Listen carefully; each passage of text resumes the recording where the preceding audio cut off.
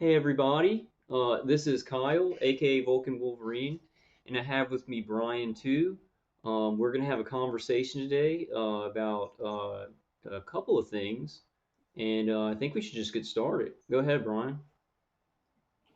Hi, this is Bryan Tew. Good to be with you again, Kyle.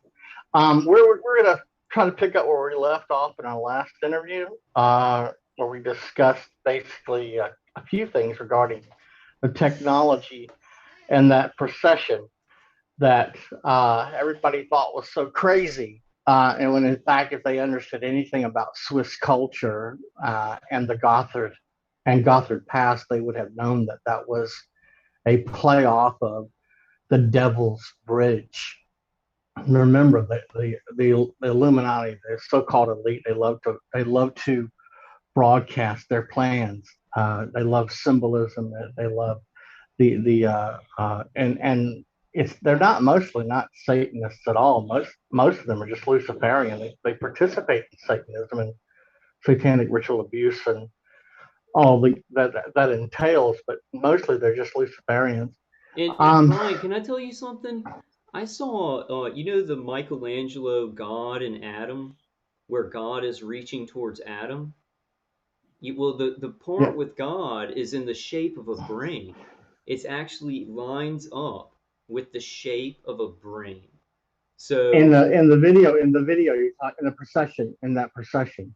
mhm. No, I'm talking about Yeah, like Michelangelo. You know the famous painting where God is reaching for Adam, and it's like on the Sistine Chapel, right? yeah. God is in the shape of a brain. Like God and the angels are in the exact shape of a I brain. don't I don't think Michelangelo. I don't think he's in on this, man. No, I think that it goes to what you were saying about the cabal I worships the mind. Luciferians worship the yeah mind. They worship intellect. And if you look at that yeah painting, it's like that. But go ahead. Go ahead. I'll show that yeah. on a later video. Okay, all right, all right. Well, there are certain models and principles that people have to understand in order to understand what they're doing to you. People who are targeted with the technology, if they don't have a basic understanding of the technology and the tactics, then they're just doomed. They're doomed. They have no chance of being able to survive or cope, much less fight back. And so from the hyper game theory to the allegory of the cave, these are things that I've mentioned, to the Occam razor principle and other models of deception and manipulation. If a person could just get a basic understanding of those principles and those models, then they can begin to understand how they're being attacked and how to fight back.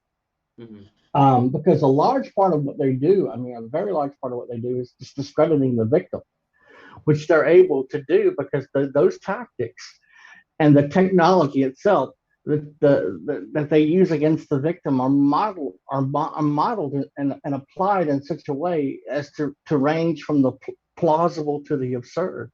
Hmm. Okay, from their tactics, literally, they start at the plausible, but they range all the way to the absurd.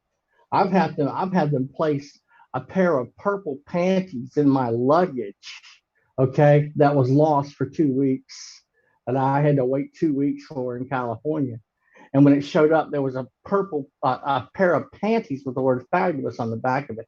Now, why would you do such an absurd thing? Well, they want to provoke the victim with these scripted mind games, provoke the victim into coherent patterns of thought, so that the system that their brain, the supercomputer their brain is remotely tied to, this exascale system of remote neural networks, this via this bidirectional stream of energy, their brain is remotely tied to for life, can download all those synaptic responses back into its database as it creates this cognitive model, this copycat parallel twin personality of the victim's human soul. When I say human soul, I mean essentially three things: will, intellect, and emotion. They're building a cognitive model of the victim's will, intellect, and emotion to achieve why? To achieve direct behavioral control over the victim. Because remember, this is training, research, and development.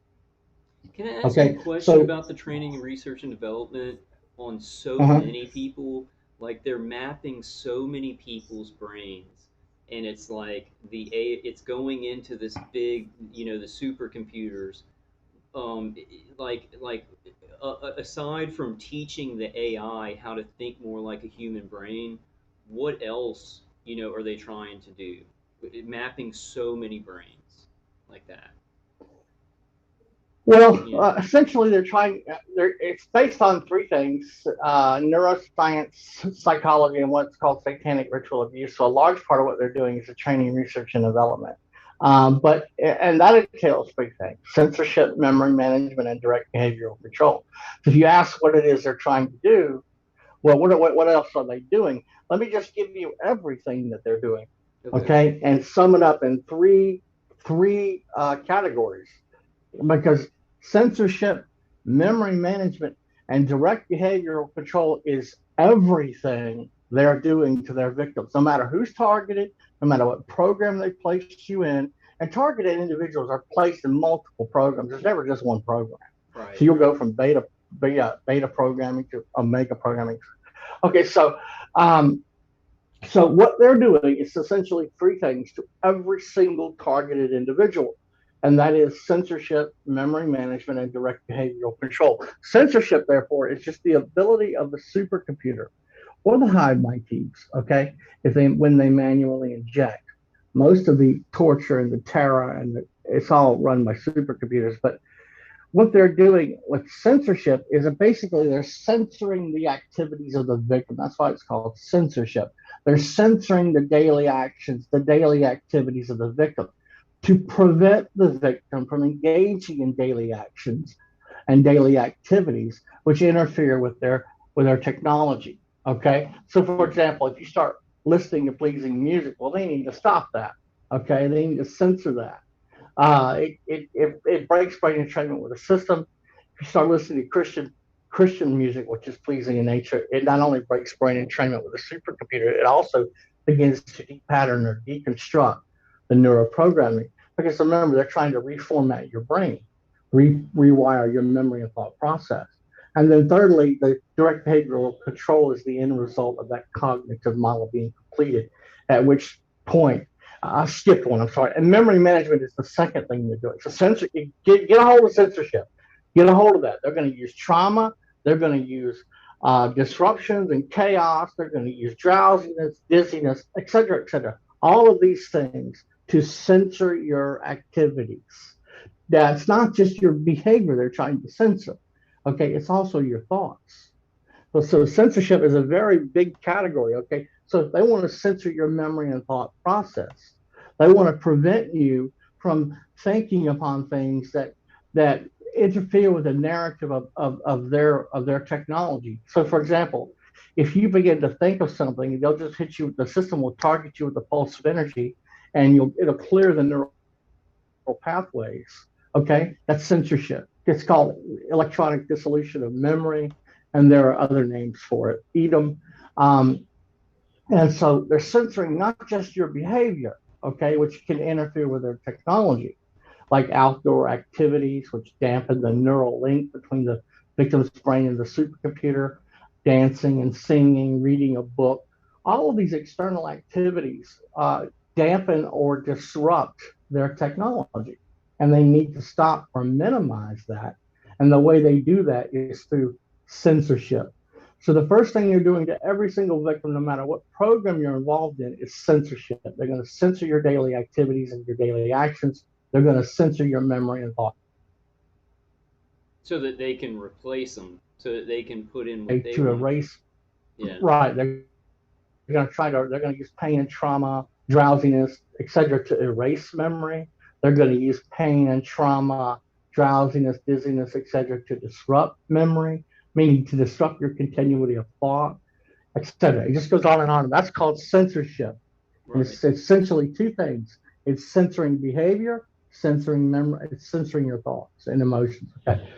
Second thing they're doing is memory management. Okay. And memory management is essentially one thing that's so much more than this. But if you start talking to people about the, get into specific details, And I'm no expert. I'm just going off the research of experts and my own personal experience. But I'm not going to get into specific details because people get lost in the details. Hmm. I'm just going to give the broad overview of what memory management is. And it's essentially one thing. Memory management, okay, is the blocking of real memories and injecting with fabricated or falsified memories. Okay. Now, those are the two biggest words in mind control. That if a targeted individual, a mind control victim, can get a grasp, can get a hold of, can grasp onto, can mentally, you know, picture and understand. Fabricated and falsified are the two biggest, most important words in CIA mind control because it involves everything they're doing. Even the street theater is fabricated or falsified. Okay. But that's what memory management is. It's blocking real memories, your memory and thought, your normal memory and thought process. Okay. And it's interfering with it's injecting at the same time with fabricated and falsified memories. Okay. So once you understand, you know, that remember, mind control is about disrupting your memory and thought process. And in order to disrupt your memory and thought process, the technology has to work properly. And that stream of energy cannot be dampened, it cannot be disrupted. Okay. So memory management means they're injecting these memories, these emotions, your own your own previous brainwaves. They're now artificial brainwaves because the system has, remember, any set of brainwaves can be copied, held, and perpetually replayed in the victim's brain. So So the they like supercomputer they match ours, like it matches our brain waves. right. So Hmm. the impulse ejections, the memory references, are simply artificial brainwaves. Okay, injected via this bidirectional link, this this bidirectional stream of energy. Okay, back into your brain, your subconscious, to drive by force your memory and thought process. Okay, to achieve direct behavioral control over you. Okay, now that's the end result. Okay, and once they achieve direct behavioral control over you, it gets real bad from that point. And Okay, it gets Brian, real bad. could you speak on like perception management? I mean, is that exactly the same thing as memory management? Because I've experienced a lot of like emotional conditioning mixed with visual conditioning, right? And it seems to be like they want to manage how you see the situation, how you feel about the situation, your motivation, and things like that. And like I've always kind of thought of that as perception management, you know? Well, that's a good way to put it because really that's what they're doing. They're trying to alter your daily motives and what emotional perceptions. Yeah, that's been a Okay, big thing for me. Like what they do so is like, yeah, yeah, no, but people don't understand this. They don't understand that this that's essentially what they're trying to do, to daily motives and emotional perceptions with these motivational impulses. Okay, so if they can begin to understand that these memory attacks are happening through memory management, the blocking of real memories and emotions, and the injecting of false or fabricated memories and emotions. And when I say emotions, I mean impulses. Okay, then they can recognize modification of their active memory in real time. They can see it happening. They recognize it takes a great deal of because because because the system is designed through drowsiness and other methods to cause you to lose time perception. Okay, to briefly, in a split second. So to use drowsiness or trauma to place your brain in a state of functional disorientation, to get you to respond, to influence you to respond to the injected impulse for memory, a remote neural attack, the memory reference, whatever it may be, forced speech, for example. right. Okay, so they're going to test that on you frequently every day. Every day, you're being attacked. Mind control victims, trauma-based mind control victims are being attacked hundreds of times a day Hmm. and don't even know it. Okay, they don't even know it. Okay, Well, they have no idea. I have those memory attacks. Like they'll do it when I feed my dog or if I take medication. They'll be practicing making me forget if I did it. So all the time practicing that memory dissolution, memory management every day. You know. Well, I remember censorship. They're attempting to restrict your normal memory and thought process. What does that mean? Your normal choices, Your Mm-hmm. normal everyday choices, your normal everyday emotions. What are choices? They're memories. You make choices based on your previous memories of whatever those choices were. You choose your coffee. You choose your favorite coffee shop, your favorite cafe based on your previous choice of that cafe before, right? So Mm-hmm. so basically, what they're doing is they're targeting your working memory. We call it active memory. Okay. So if a person can begin to see, understand that these are artificial memories, these are artificial emotions, then they can begin to counter, they can begin to redirect, they can begin to counter the technology. So the memory references, the fabricated or falsified, big difference between fabricated and falsified, okay? The fabricated or falsified memory references, that's the system's output. These are Brian, mental, these are hold on. I'm sorry. I'm sorry. Zoom is telling me that this meeting is going to end in 10 minutes. We've been going for about 15 minutes. Um, we're gonna interesting. we have it's not like I don't think it's anything gaslighting. It's just Zoom. I don't have a Zoom account, and I thought we could just do a whole meeting. So we need to do this on StreamYard. I'm sorry, dude. Um, Okay, why don't we just finish this Zoom and then you can just okay. you could take the 30 minutes of Zoom and add it to the StreamYard. Part one and part So two. Okay, go ahead. yeah, Keep going. yeah. Hmm. So Sorry about so that. that's all right, man. That's all right. So uh but anyway, that's what they're doing. The mental suggestions are the system's output. The system is attacking you with mental suggestion. But you don't realize it because it's mostly at the subconscious level. Okay, if you can recognize these mental suggestions are happening, then you can begin to counter the your understanding of the fact that it's happening will allow you to counter or at least control and ultimately to defeat their technology. Okay, these mental suggestions are constantly deceiving you with. Hmm. Okay, so for example, formulation, that's the first part of remote neural monitoring, remote neural manipulation. If you're dealing with remote neural monitoring, in order to understand remote neural manipulation, you have to understand remote neural monitoring. And remote neural monitoring is made up of stages, and they're not downloading constantly all of your thoughts 24/7. They don't have enough space in their sophisticated and advanced system computers. They don't have enough space to store the thoughts of millions of people, 24 hours a day, 7 days a week. So Hmm. they target you in cycles. And that cycle will begin with trauma or chaos, and it will end with trauma or chaos. Those are called verification markers and verification triggers. Okay, so formulation being the first stage of remote neural monitoring, for example, that's simply the ability of the supercomputer formulation. Okay, is the first stage of remote neural monitoring, and it's essentially the ability of the system to the supercomputer that's attacking you to collect data regarding your mind, your memory and thought process, to collect and catalog the memory references that you're thinking. As it downloads them back into its supercomputer, okay, it begins to not if that's collection, then it begins to catalog them, meaning it begins to identify and develop, and then it begins to integrate them. It's called predictive integration. Okay, that's the next stage, and basically, it's the interpretation of the data that they use to deceive you with. Okay, Hmm. so whatever thoughts and fabricated or falsified thoughts and impulses that they use, the interpretation of that data is used, and that's how they build a cognitive model of your brain. So formulation and predictive integration, that's key to understand if you're going to understand remote neural monitoring. Hmm. Okay, the collection and cataloging of data regarding the memory references of the victim is formulation. The interpretation of the data regarding the memory references of the victim is predictive integration. Okay. So they're measuring our mental responses, our emotional responses, to triggers that they're putting in the brain, kind of basically. Right.